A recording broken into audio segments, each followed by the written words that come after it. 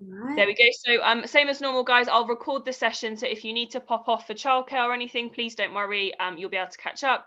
Equally, if you want to turn your cameras on, turn your mics on, you're more than welcome to interact. Equally, you can pop in the chat box and just let us know kind of how you're finding it, how you're getting on. I will hand over to Sylvia to introduce herself and take it away. Thank you. Thank you so much. Yeah, hello everyone. Lou, Kamal, Caroline D, Kez, Rachel, and of course, Tam.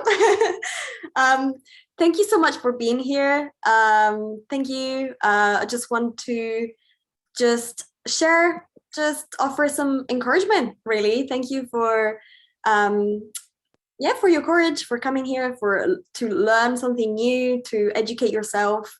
Whether it's a new topic, a complete new topic, or whether it's something that you have heard of before, or perhaps you've been reading about and you just want to find out a little bit more in details. Hi, Ellen, nice to see you. As always, before we start, yeah, like if you, of course, there is absolutely no pressure, but if you would like to have your camera on, as Tom said, you're more than welcome to do so. Sometimes it helps just to feel a little bit more engaged with everybody, really, and just to feel more connected, but there is absolutely no pressure. The chat is always open and you're welcome to share your experiences, your thoughts, your questions on the chat. I might not be able to see the chat while I'm sharing the presentation, but maybe Tom is able to see the chat. So in case you can always read the questions in case, or anything else that you're writing down. So that's absolutely fine. Yeah, so before we start, I'd just like to just give a little grounding practice because, sometimes after a really long day, whether you've been out and about or you had a long, stressful day, sometimes we live a lot in our head and not so much in here. So yeah, I'll just invite you to just find a nice safe space. So just get yourself nice and comfortable, whether you're on the sofa or your bed or the floor. I'm on the floor right now. And yeah, just get yourself nice and cozy. You can keep your eyes open, you can keep your eyes closed, there's no pressure. And yeah, I'll just invite you to just notice the weight of your body. Just notice the weight of your body supported by the surface beneath you, whether it's, if you're sitting, perhaps it's your tailbone and your butt supported by the surface beneath you in your chair, perhaps your feet firmly planted to the ground. Yeah, and just notice your breath without trying to change the quality of your breath. Just simply notice. Maybe it's the first time that you notice your breath today and you're like, I have a breath, I love breath. Right. And just notice whether it's a bit more shallow, whether there's some constriction, or maybe it's quite flowy and there is spaciousness in your chest area, heart and lungs, rib cage. Yeah. Yeah, and while you keep the contact of your body to the surface beneath you, and while you notice your breath, I invite you to look around your space, look around your room, just without overanalyzing, without trying to get too critical about something. Just notice. Imagine just being a baby who is exploring things for the first time. And while you do that, see if you can maintain the connection of your body to the surface beneath you. Perhaps you notice a color that draws your attention. And then notice whether there is perhaps a specific shape.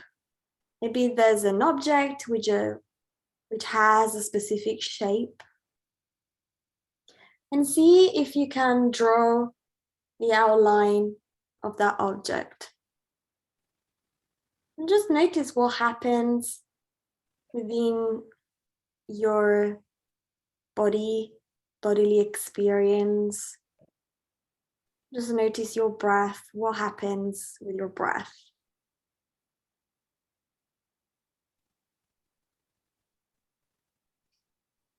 Yeah, and whenever you're ready, you can just come back to your physical presence and back to the screen whenever you're ready to connect. Yeah, and thank you for doing this little mini practice. And feel free to share in the chat if anything has slightly shifted within yourself. Maybe there's more flow, maybe there is more heat or more cold. Just feel free to share whatever experience, or maybe there is nothing. Maybe you just felt absolutely nothing and everything is the same, and that's also okay. You know, not in particular, nothing in particular really has to change. We're just noticing here and just inviting ourselves to come back into the here and now. Okay, so I am going to start sharing. So today, well, first of all, I am just a quick presentation of myself, introduction. So I am Silvia. For those of you that don't know me, I am a candle maker. I'm the founder of Red Fox Candle. I've been doing that for over 4 years. However, at the moment, I am also a somatic practitioner. I am very passionate about this topic, having experienced this myself with my history. I help and support my clients who experienced different kinds of trauma, especially developmental trauma. So anything, any relational ruptures and micro traumas that happened in their childhood and during their development.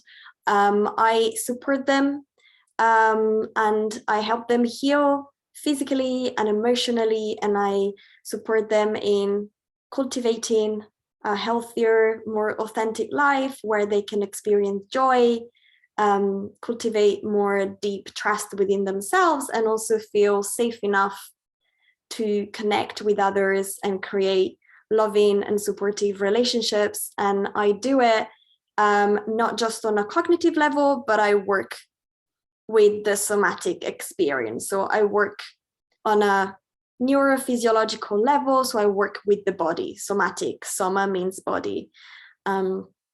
So I work with helping them reestablish nervous system regulation, as well as becoming more emotional resilient and increase their capacity to deal with the challenges and the stressors that life presents. So this is who I am and what I do. And of course, I offer one-to-one coaching as well. Awesome. Okay, so I'm going to get started here. Let me just share here and present. Okay. Awesome. I hope you can all see okay. Just give me a thumbs up if you can. Yeah, awesome. Thank you, Tom. Okay, so today we are going to talk about attachment theory through the lens of the nervous system. So first of all, we are going to little bit of an overview. Obviously, we're going to see and talk about what is attachment theory. Again, you might have heard of this before, or maybe not, maybe it's completely new. And also we're going to see a little bit more in details the different attachment styles. There are 4 different attachment styles and why they're called as well survival styles.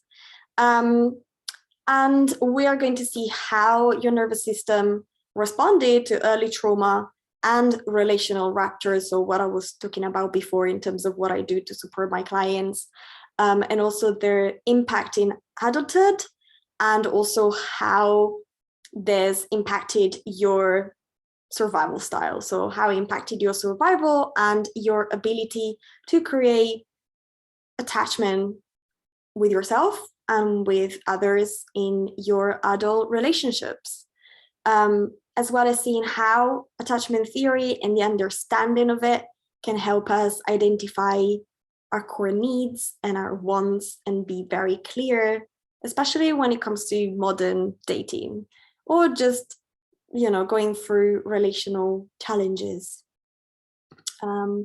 So what is attachment theory? So attachment theory was developed by a British psychiatrist and psychoanalyst, John Bowlby. And essentially, it is characterized by the level of emotional bonding between the child and the caregiver. So Bowlby suspected that the extreme behaviors infants would engage in to avoid separation or after separation, so if the mother goes away and then the mother returns, essentially Bowlby states and shows in his research that this is an evolutionary process. It's an evolutionary survival coping strategy that every single infant go through. And when it comes to extreme behaviors, we are talking about the crying, the screaming. Sometimes it's being quite loud, or sometimes it can come across as protest behavior, but these are all very natural behaviors that every single individual and every single infant goes through in their development, especially in the very first year of development, when the communication between the mother and the infant and the appropriate attunement, the appropriate emotional attunement, is often nonverbal. Also because the baby is extremely dependent on the caregiver. The infant can communicate, can voice. So most of the time it's a nonverbal communication. And later on, with other researchers as well, Dr. Alan Shaw, who is also a psychiatrist in America, he also shows in his research that attachment theory is about how the mother helps the infant regulate emotions. Babies are extremely, overwhelmingly dependent on their caregiver.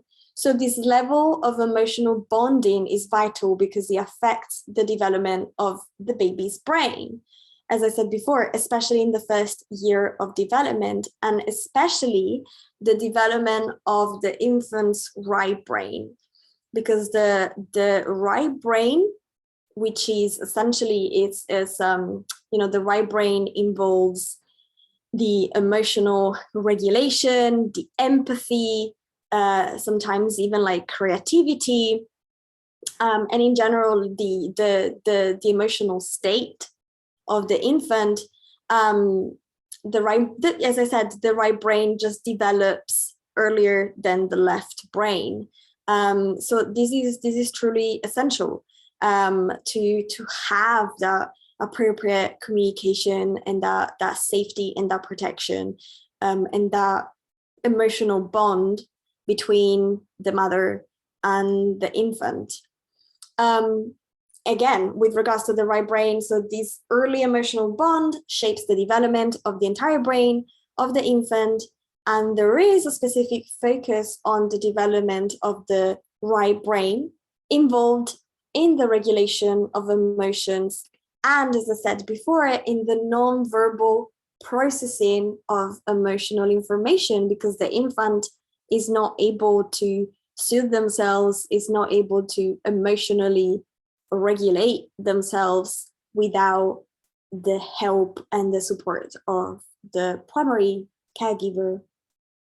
So the development of the brain depends on this type of interaction and communication from the mother to the infant, from right brain to right brain, from nervous system to nervous system. This is also very much related to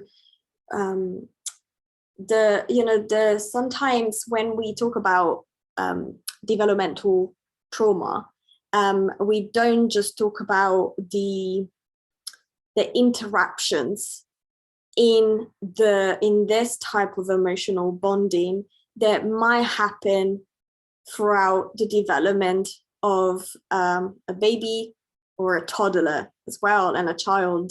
Sometimes developmental trauma can happen even during conception, depending as well on the current emotional state of the parents, especially the current emotional state of the person who is carrying the child, and whatever stressors they're going through themselves, the fetus in the utero will feel it. Or even if the mother goes through an accident while she's pregnant, or she's going through some mental challenges while she's pregnant, again, it is passed on from nervous systems to nervous systems. So it can, if there isn't an appropriate intervention at the right time, especially when the baby starts to develop and explore the world, then sometimes those relational ruptures and those micro interruptions and traumas can affect the development of the individual, and then can have an impact for our life and for our adulthood as well. And sometimes it happens as well at birth, when we talk about, if we make as an example babies who were born premature, or perhaps when it comes to difficult pregnancies or difficult birth. So if we're using forceps or C-sections, or if the umbilical cord was wrapped around the baby's neck. So these are all, these are all signs that sometimes trauma can actually happen, because if we think about as well, when a baby is born prematurely, the first few days of life of the baby is spent in an incubator. So the reason that emotional bonding that happens straight away with the mother, the baby is quite alone and in pain because it's full of needles. So it's so it's something that has to be considerate nowadays. And again, right brain communication happens through appropriate attunement, which essentially means what the baby needs in that very specific moment. Safety, protection, consistency, co-regulation, because again, a baby does not have the capacity to self-regulate, to self-soothe. In order to learn how to self-regulate, we first need to learn how to co-regulate. So be able to self-soothe in the presence of another safe individual who knows how to regulate their own emotional state, and they're not unpredictable, they're not unsafe. And this is actually something that even as adults, to be honest, I truly believe that it's important. I don't really believe so much in the self-healing, because I do believe that in order for us to heal, it happens through interactions with other people. It happens through the relational healing and our ability to, our capacity to being amongst other and regulate together, as well as space for healthy autonomy and separation. So there is enough space for the baby to go and explore, but also it's safe for the baby to come back and return to the mother and feeling safe upon return. And I'd like to mention as well this experiment, the Mary Ainsworth strange situation, that it was done in the 70s.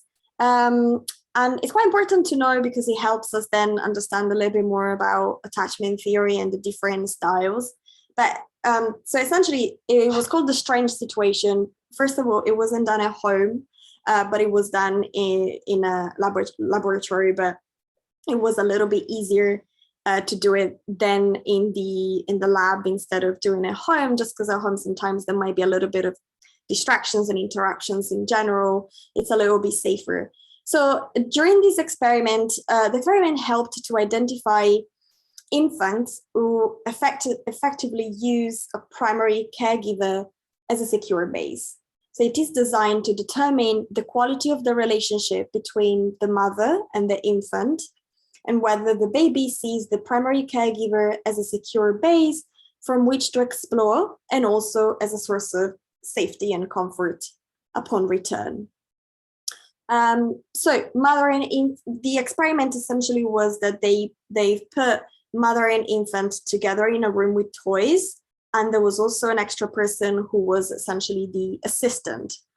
And initially the mother leaves for a short while, and the assistant is in the room on their own with the baby, and they interact in a safe way, they play together, and the baby is okay. They start to identify whether the infant is okay.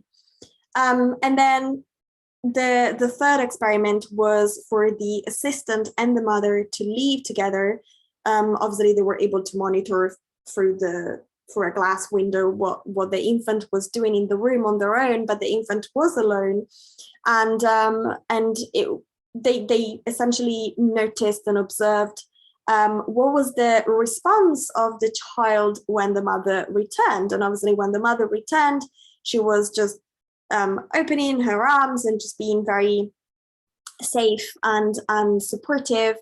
And that was to how to identify whether the infant was actually okay to return to the mother after experiencing a little bit of upsetting and distress, because obviously the baby was on their own. So a secure connection allows the infant to move further away from the mother to explore and then return to safe haven, knowing that they could depend on the caregiver on return. And attachment styles as survival styles, because these are survival mechanisms that they helped us in moments where we needed the primary caregivers, of course, and it all depends on how the relational bonding really was.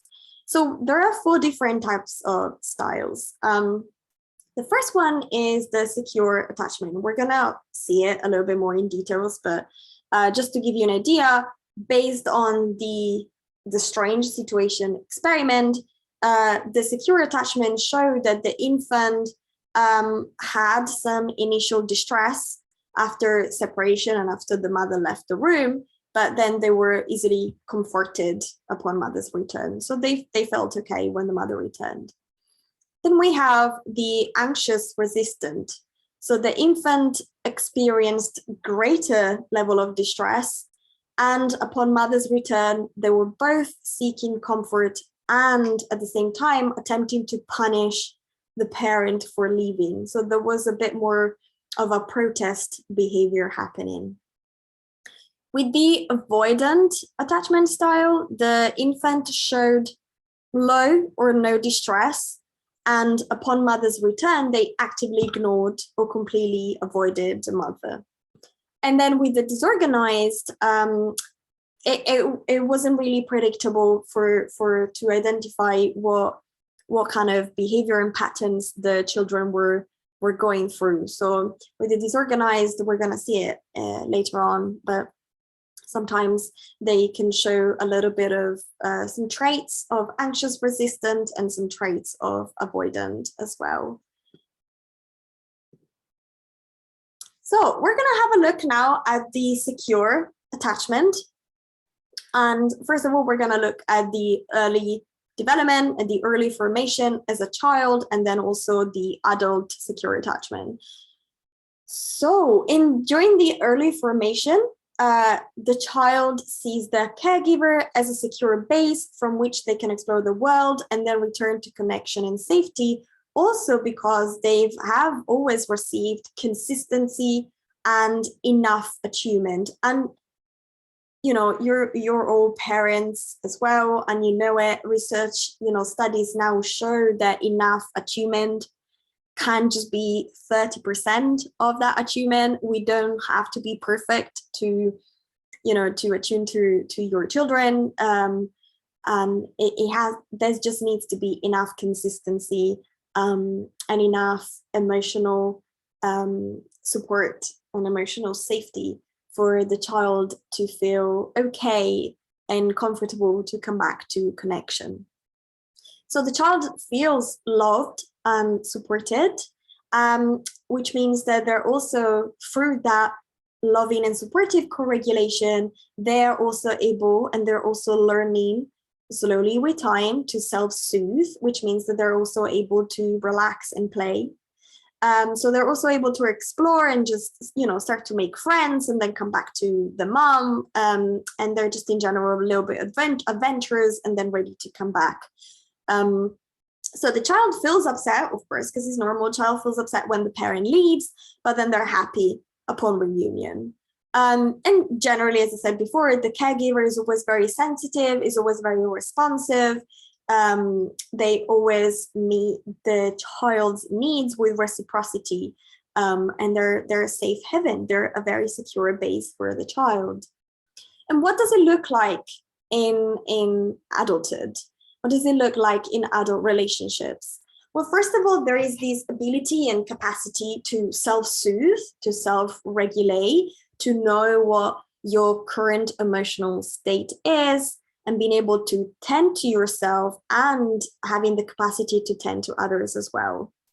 So the capacity to self-regulate and co-regulate with others in a very safe space, in a safe way. They're very able to have clear and direct communication. And again, this is still related to the ability of self-regulation. So this is related as well to getting to know our physiology, getting to know our nervous system and what feels good to keep our nervous system into the, you know, the social engagement part of it. So when you feel regulated, when you feel present in the mind, in the body, in the here and now, you're also able to vocalize your needs. You're able to have this clear communication with you. You feel present, and there is another person in front of you. So that is still related and connected to the capacity for self-regulation. And also they feel safe to lean into intimacy and connection, because that's also what they experienced in their early formation. So it's easier for them, easier and I guess just more natural, I would say, to lean into intimacy and connection, as well as I said before, being able to voice and express their needs and wants, and as well having the expectations of receiving reciprocity from others, and receiving the same level of support. They're able to set healthy and loving boundaries, because they have the ability to discern when it's time for them to have some space and when it's time to come back into connection without feeling too much dysregulation. And also they have the capacity to work through conflict and repair quickly. And when you are able to self-soothe, understand what is going on internally for you, you also have the ability to come back into connection quite quickly, and being able to have a conversation about what happened, what could have gone better, and just have a very calm conversation about it rather than just lashing out, impulsively reacting, or feeling a sense of urgency or running away, which that stems again from a dysregulated nervous system. And the relationship tends to be honest, open, and equal, with both people feeling independent yet loving toward each other. So there is interdependence, there is space, and there is connection, as I said before.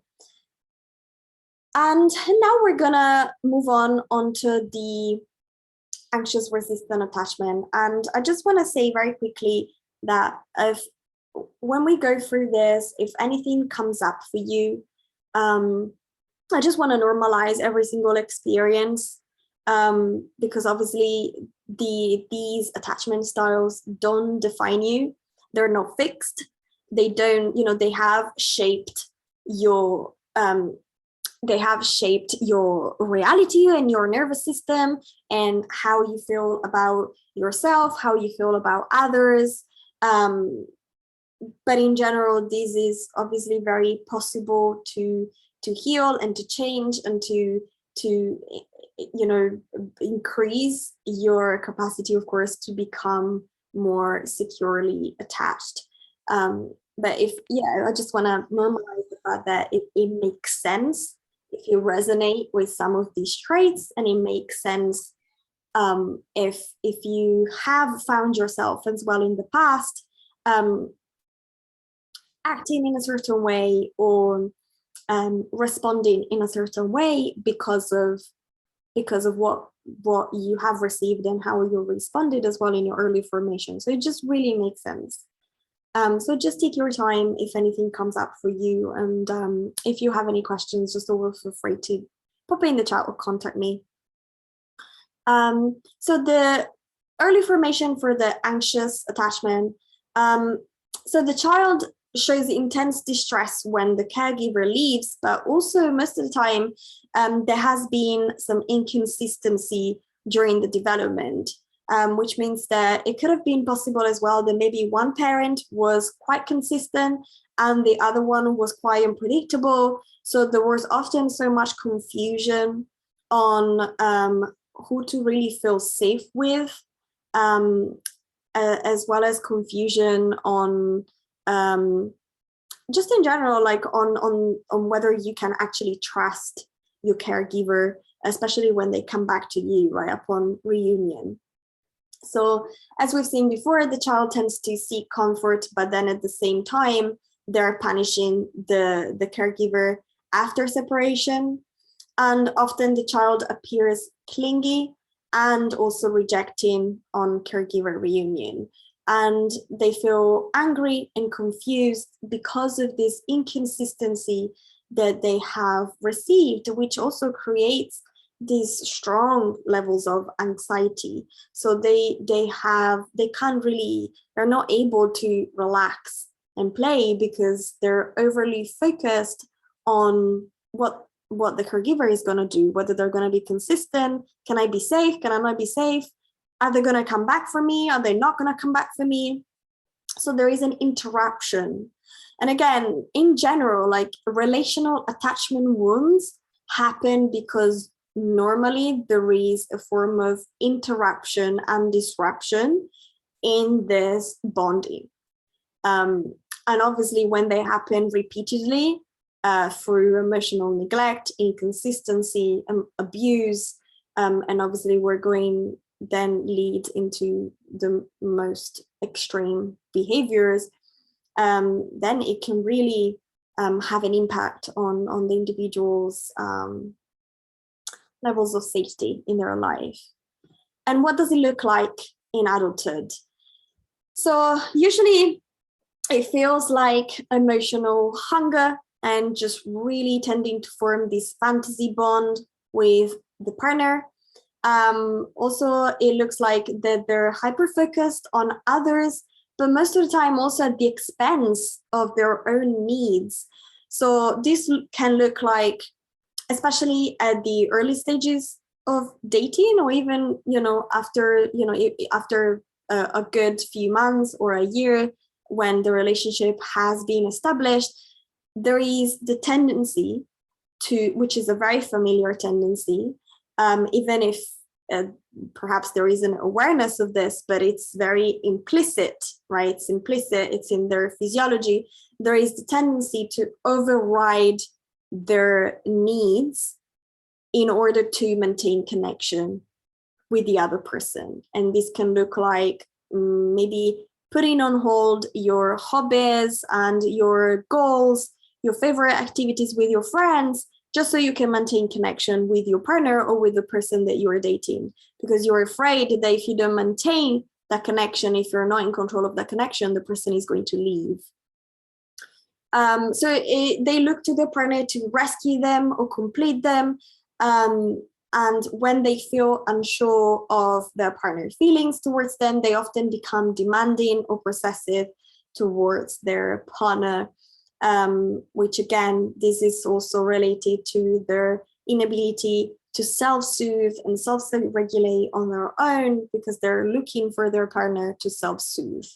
And often they can act out. When we were talking about the protest behavior, often they can act out when they perceive abandonment. And this can look like if you're dating, or this can look like not receiving consistent texts. Maybe after 5-6 hours, you haven't heard from your partner. And you start to think, oh my God, something must have happened. Or maybe they're angry with me. Maybe I must have done something really wrong. So I'm going to try and call them. I'm going to try and take them out for dinner to maintain the connection, just so I can feel safe, and just so they're not going to be angry at me. So often there's also a little bit of a fear as well of conflict.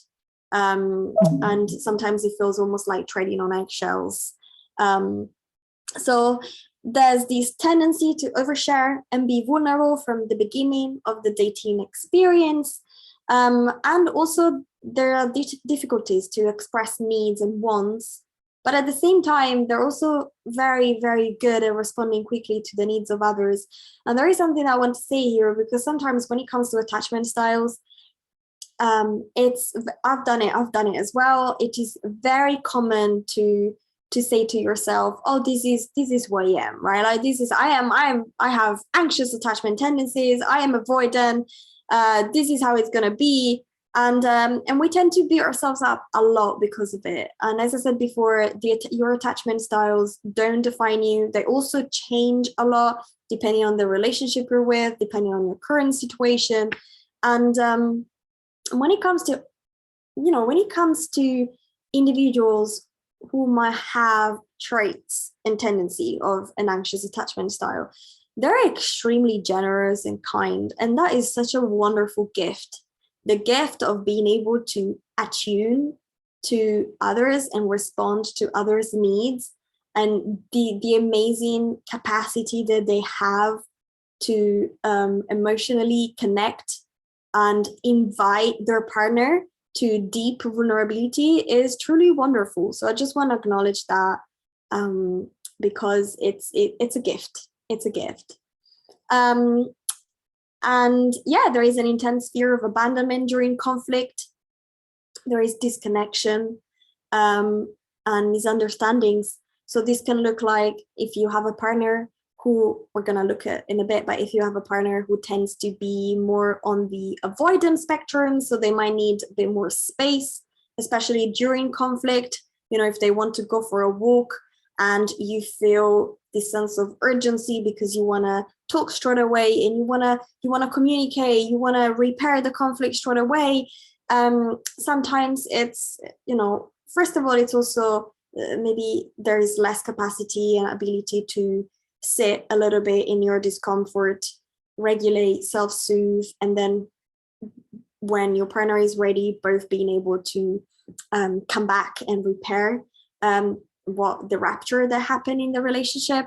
But also it comes from that very familiar fear of abandonment, so wanting to control the situation just so you can make yourself feel safe, which makes so much sense. It makes so much sense for your physiology and for how your nervous system was shaped, because it's how your nervous system responded to that inconsistency and to those situations in your development. So when it comes to nervous system, they tend to be quite hypervigilant, so hyper responsive. So hypervigilance or hyper arousal essentially means that you're probably feeling muscle tension, you feel that there is a sense of urgency, you feel quite impulsive, maybe you feel heat. Sometimes you feel almost like a little bit reactive as well. So that's what, and sometimes you're just always looking for the perceived threat that your partner is going to abandon you. I could see the chat. How do you deal with an anxiously attached parent who won't stop harassing and bullying you in their old age and your old age? I would say the first thing is, first of all, being able to set very loving boundaries. So this means that sometimes it's also accepting that the anxiously attached parent will probably feel initially a little bit of discomfort. And at the same time, you can always ask your parent, what would you like to hear from me? What would make you feel more safe in this specific situation? And also being able to set that boundary and say, I love you. Thank you so much for doing this, for saying this. Right now, I really need some space because I need to take care of myself. I need some space in order to self-soothe, but I will come back to you. So generally, an anxiously attached individual needs reassurance, needs consistent and clear communication, and they need to know that you're going to come back. So obviously, when it comes to harassing and bullying you, I guess here it is really a case of just setting boundaries, because yes, they need consistent and clear communication, and also at the same time, of course, you're not responsible to soothe them 100% of the time, and you're not responsible to respond to their needs 100% of the time. And perhaps in this case, we'll be also very supportive to suggest them as well to work with someone who can support them through this, or perhaps if they have another safe person that they can go to. And in this case, it's about you as well, protecting your energy and being able as well to sit with the discomfort when you set that boundary, because probably the both of you will both feel a different type of discomfort. But it's about being very clear and consistent in your communication, and also being firm and loving when you set the boundary for yourself. I hope this helps, but let me know if there's anything that you would like to clarify in the question. Yeah, just let me know. But I hope the answer helped.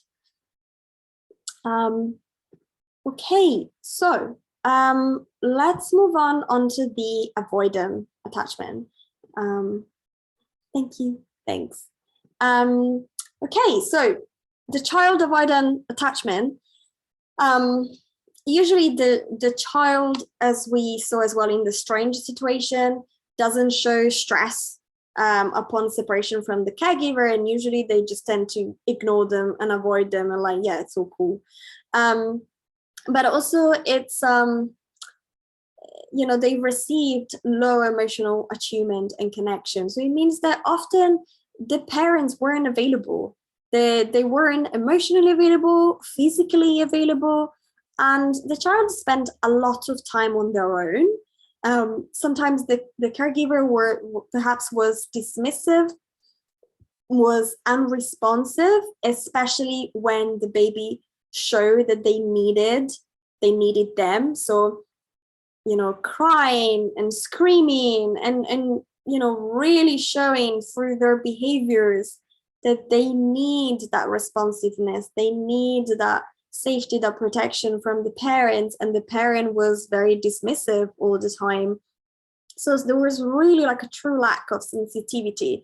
So what happened is that the child learned to self-soothe on their own. So which means, of course, that when they, during their development, they also become ultra independent, which means as well that they find it really hard to heal relationally and form relational bonds, because they had to learn to do everything by themselves. And that was the only way. That was the only way for them to protect themselves. So all of these behaviors are essentially very safe coping mechanisms of survival, true survival, which also means that these survival strategies were very helpful in our past when we needed them. And the beautiful thing, thank you to neuroplasticity and neuroscience, we can unlearn these survival strategies to create new pathways that are more supportive for us. I'm just looking at the chat. I am identifying with anxious resistant attachment style, and I went to therapy with no real help. My ex kept telling me I had borderline personality, so is it the same? And how would you get help with this style of attachment? So I would say there is, the good thing about attachment styles in general, especially when it comes to anxious resistant attachment styles, and I can deeply resonate and identify with this style as well, is to, there is definitely help. I would say something here because sometimes it really depends on your relational history. So I would highly, highly recommend to ask and work professionally with someone who can give you deep support on this. And at the same time, it's important that the person who you're working with is trauma informed. And what I mean by trauma informed is that talking therapy is great, and it only gives you a very limited level of awareness on your history and on your current relational patterns, which means that if you, for example, you go to talking therapy and there is this tendency to, analyze what happened in the past, what happened in your past, and how the past shaped you, and how you are right now in your current situation. The only thing is, when it comes to trauma, and in this case, I am talking about developmental trauma, so childhood trauma. Trauma is a very overwhelming event that happens too fast and too soon for our nervous system and for our body to register and experience. So it happens in the non-verbal processing. So when I say trauma-informed, I mean someone who knows how to work with the pre-verbal.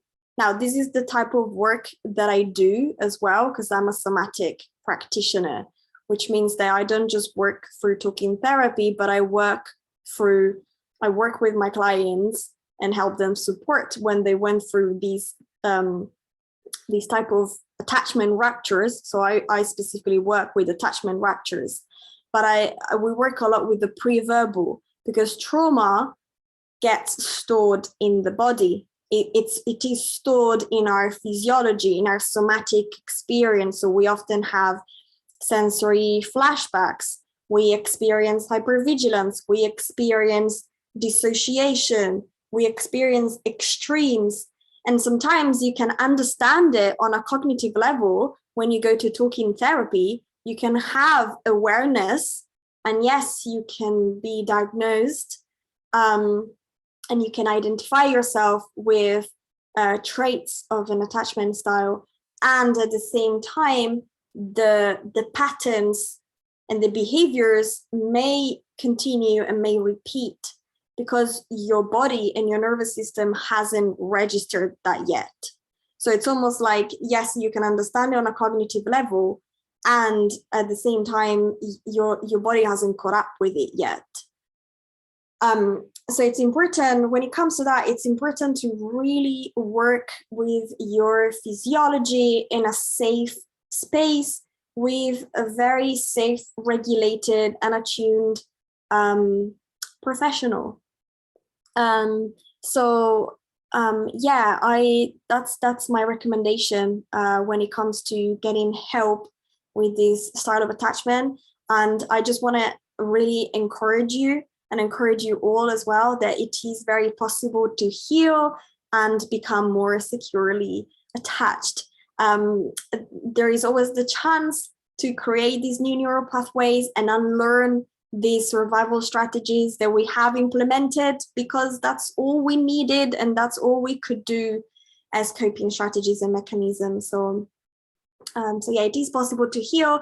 And yeah, if you would like to get more support, I will give you my details at the end of the presentation, and I'm more than welcome to support you and answer any more of your questions in depth. So you're always welcome to contact me with regards to this.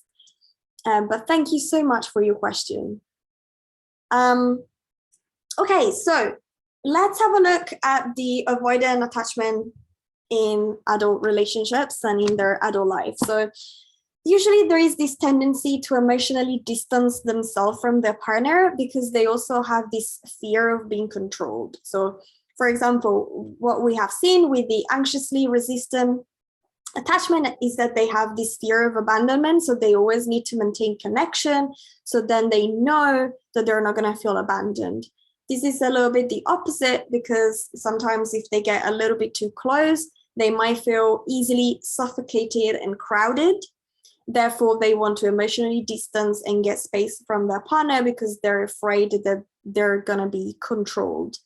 So there's a deep reliance on the self. So they're ultra independent, which also sometimes blocks them to create deep emotional intimacy and connection and deep vulnerability in their relationships. They also find difficult to get in touch with their own needs. Again, the avoidant attachment sometimes gets a little bit of a bad rap. Well, in reality, I think avoidant attachment, humans, individuals who have traits of avoidant attachment had to rely on themselves a lot because they received so much unresponsiveness and dismissiveness. And their most natural survival coping strategy is literally to shut down, isolate from the loved ones, just so they can protect themselves. It takes a lot of energy. On a body perspective, physiologically, it takes tons of energy to do that. And at the same time, people with avoidant attachment traits, when they find themselves in relationship with a secure, attached person, it can actually be deeply healing. Same again for someone who has anxious attachment tendencies and they find themselves in a relationship with someone who is more securely attached. It can actually be deeply healing, and it can even help them to become more secure themselves. But yeah, as I said, they have this ability to shut down emotionally because everything, they don't have the capacity to handle high emotional states and high conversations, very deep emotional conversations. Maybe they need a slow pace of vulnerability. They were also, during their development, they were always rewarded just for their tasks, for getting things done well. They weren't rewarded for who they were. So even in their current adult relationships, they really want to feel trusted. And usually because of this self-protective mechanism that they have, the only way for them to keep themselves safe is that instead of setting loving boundaries, they have rigid walls that completely block connection. So when you have walls block the connection. And usually creates a big rupture, it creates a big disconnection between you and the loved one. Loving boundaries, there is still support, there is still emotional attunement, and there is still a level of safety in the relationship. Both people still feel safe and they both respect their own boundaries. And they can be dismissive of others' needs. Someone could easily say, oh, well, I travel a lot, so I'm not going to be around much, and I'm probably not going to be overly committed for this relationship. And they don't necessarily say because they want to be nasty. It's just, this is their capacity. That's it. They just can't tolerate a full relationship because their nervous system is just not able to respond to that level yet. Can we heal from this? Yes, absolutely. There has to be willingness. It starts with awareness, and there has to be willingness, and of course work to heal and increasing your capacity. Absolutely, it is very possible. And yeah, during conflict, they need space. They need lots of space to protect themselves, and often they disconnect from their partner, as we said before. So most of the time they want to be acknowledged as well for how well they do in their relationship, and they need consistent, clear communication as well, and they want to feel trusted. And the last attachment styles that we are going to see, I'm just going to look at time because I know we're already an hour in. Obviously, if you need to leave, just let me know. I knew that probably this would take a little longer, but I'll try and be as concise as possible on this. So the last attachment style that we're going to look at is the disorganized attachment style. So usually during development in the early formation, the child doesn't have a consistent way of dealing with stress. It might have happened that the child lived in a very chaotic, unpredictable, unsafe environment with unsafe parents, unsafe caregivers. So a child grew up in a fear-based environment. Maybe there was a lot of intrusiveness. Maybe there was abuse, physical, emotional abuse, and loads of neglect. The caregiver itself was often very dysregulated and frightening. So maybe the child wanted to connect. There were moments when the child wanted to connect, and at the same time, the child felt very afraid to come close to their primary caregiver because they didn't know whether they were going to receive love or unpredictability or abuse. So yes, experienced emotional, physical trauma, abuse, and sometimes it can be also children of immigrant families who moved to different countries and they left their family of origin. So sometimes the primary caregivers are still carrying their own unresolved trauma and their own unresolved grief. And the child as well wants to lean in, but also feels scared. So there's always this internal conflict. Am I safe? Am I not safe? I want to connect, but also it's really hard to connect. And I'm feeling fearful. And what does it look like in adult relationships? So this leaves the adult in a very ambivalent state. because again, they're very afraid of being too close to someone, but also at the same time, they're very fearful of being too distant. So they actually embody both the anxious and the avoidant traits. They really struggle with self-regulation and co-regulation.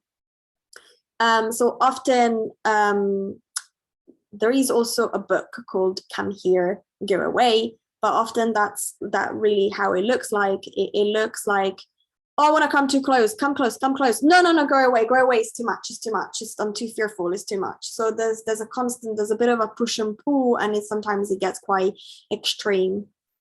So it maybe doesn't necessarily happen too much in the early stages of the dating experience, but it happens when they start to attach to someone. So when the attachment with someone else starts to form, then they start to experience strong fears and strong triggers. The person they want to go to for safety is also the same person they're frightened to be close to. And what happens here is that they're hyper attuned to perceived threat, because that is what their nervous system is registering at that specific moment. That's all they know, and it makes so much sense when you received so much emotional neglect and perhaps abuse and so much chaos and emotional unpredictability.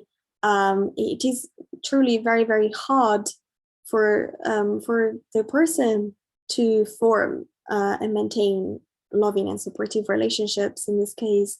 So people who find themselves having the traits of a disorganized attachment style really need to go at a very slow pace of vulnerability and support. Thank you, Dee. Thank you so much. I'm so sorry that you need to leave, but thank you so much for joining, and I hope you can watch the rest of the presentation on YouTube. But thank you. And there's a very strong fear of trust. They can't trust anybody. They find it really difficult. So this is why sometimes they can make these distorted assumptions of others. And they tend to have more freeze in their nervous system and often dissociate. The freeze response feels like having lots of energy inside, but not be able to do anything about it. It feels like stuckness. Sometimes it can then lead to complete shutdown and dissociate, which essentially mean almost like kind of leaving the body, feeling very numb, not knowing where you are, feeling fatigued, feeling chronically fatigued as well, and emotionally and physically exhausted, because it takes a ton of energy to constantly feel like, I'm close, I'm not too close, come here, go away. And your nervous system, you're always looking for threat. You're always looking whether you're going to be safe, whether you're going to be in danger. And even if there isn't an actual danger, that's what your body is registering in the moment.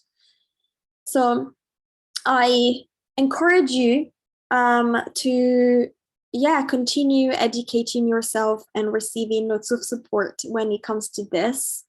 Can you have two attachment styles? You can have traits. You can identify yourself with different tendencies of both attachment styles, like more than one, absolutely. Also, as I said before, like attachment styles are not fixed.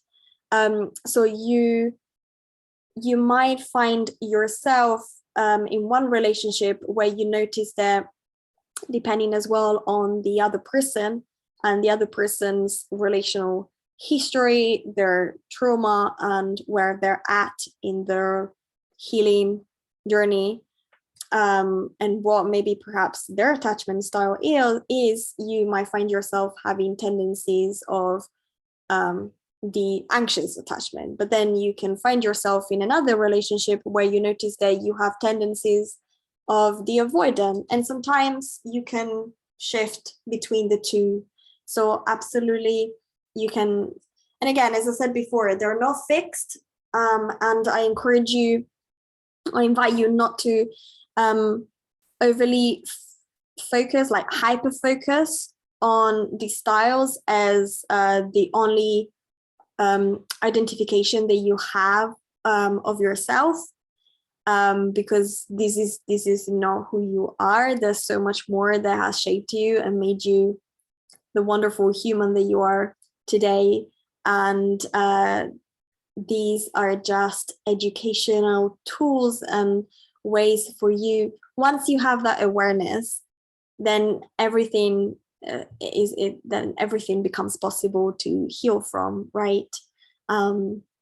So it's sometimes all it takes is just learning something about it, and then it sparks the curiosity in you to learn more about yourself, learn more about your partner, learn more about your children, right? And the way you relate, the way other people relate with you. It's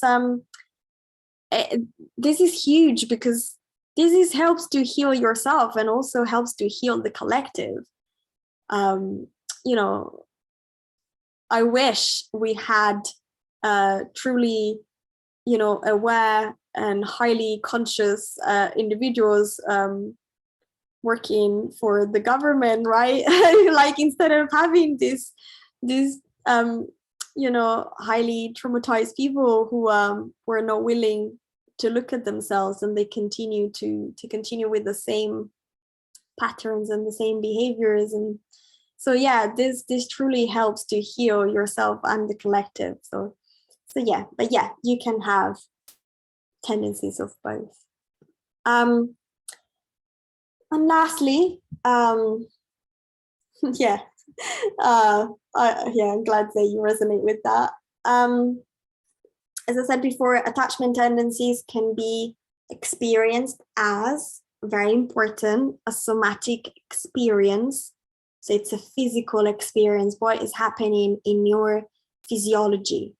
Could be if you tend to be more anxious, so you're more hyper vigilant, so you're more hyper aroused, you feel more clenching, more muscle tension. Maybe there is a constriction in the breath. Maybe you feel heat. Maybe you feel sweating in the hands. Or if you tend to shut down, you tend to distance yourself from others, then maybe you feel cold, numb, fatigued, chronically fatigued, right? So it is in the somatic experience. In the emotional experience, it feels like anxiety, fear, sense of urgency, right? Sense of like mobilized straight away, impulsivity, anger, shame. And if you go more on the freeze spectrum, so the avoidant, disorganized spectrum, then sometimes that can be defeat, that can be collapse, depression, the inability to feel. So it really has an impact on your mind-body connection. And when it comes to behavior, it can look like defensiveness, thinking of the worst case scenario, right? Like, oh my God, so if my partner hasn't replied to me in these 5 texts, oh my God, so the relationship now is going to end. What do I need to do now once the relationship is ended? So it becomes this creating a story in your head, needing to be in control, right? So as I said before, overriding your needs and putting your needs on the side and overriding your physiology to maintain the connection. So you're in control. So no one is going to leave you. Or is wanting to run away, wanting not to be committed. You're like, right, this is too much. There's too much. There are too many emotions. I can't deal with it. I don't have the capacity. I just want to run away. There's a feeling of not being good enough, feeling like a failure, isolation, collapse. So when you're really feeling like shut down and collapsed, you feel hopeless. There is disconnection. There is dissociation.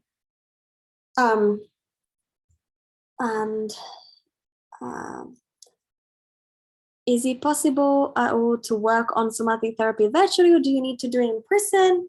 It is absolutely possible to work virtually. I work with my clients virtually more than in person. And it actually works really well, especially for those people who tend to be more on the avoidant or disorganized spectrum, because maybe connection, like in-person connection, feels a little bit too much for them. So they prefer to do it virtually, because if sometimes there's, they feel a little bit more safe because they are in their own space, and it's an easier way to disengage from the screen if they need to.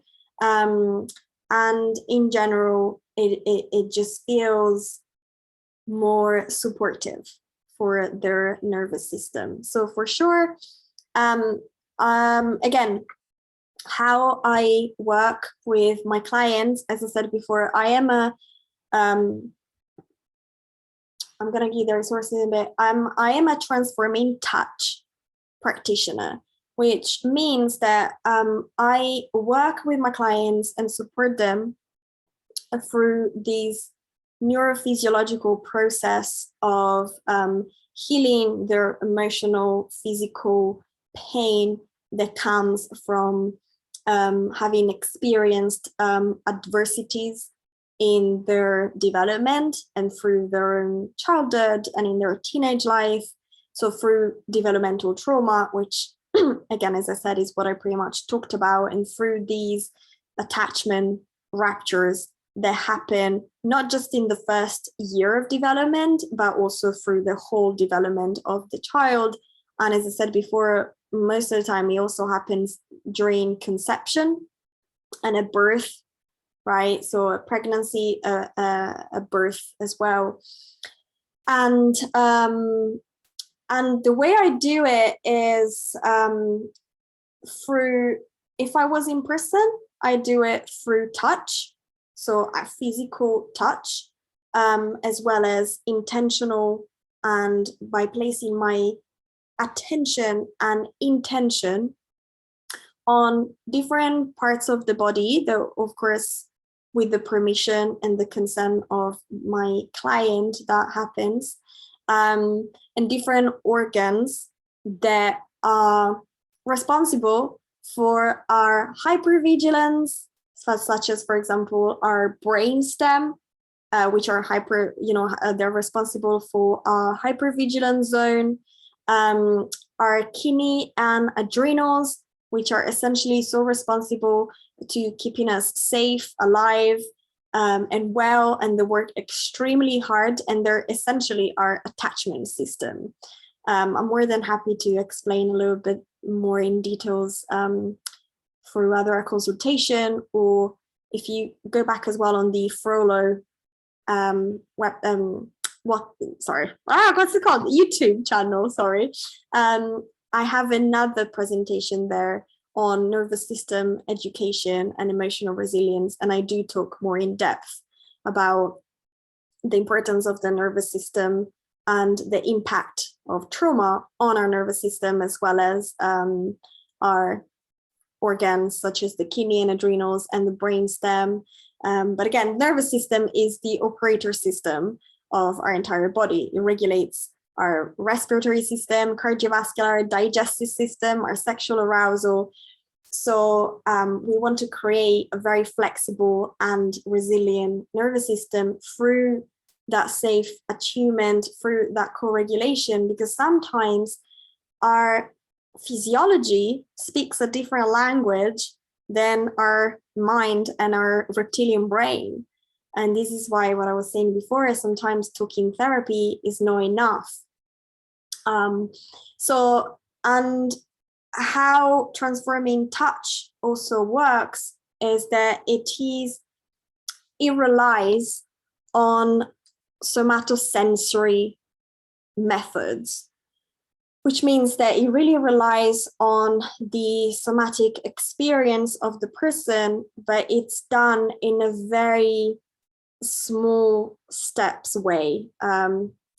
It's actually called titration. It's done in small steps, so then the person doesn't feel re-traumatized, and we really work and support at the level of the nervous system, at the level of where the client is really and where you are. And so yeah, so it can be done online, absolutely. So I am based in Surrey, but if you, as I said, I work online. I always work with my clients on Zoom. So if you would like to contact me to have more information about this type of work, or to just receive more support, or if you have any questions, or if you would like to work with me and schedule a consultation. At the moment, I'm combining my coaching and my candles together in one website, but I'm in the process of launching my own Silvia Costa website for just my one-to-one coaching. But in the meantime, you can find me on redfoxcandle.com/coaching.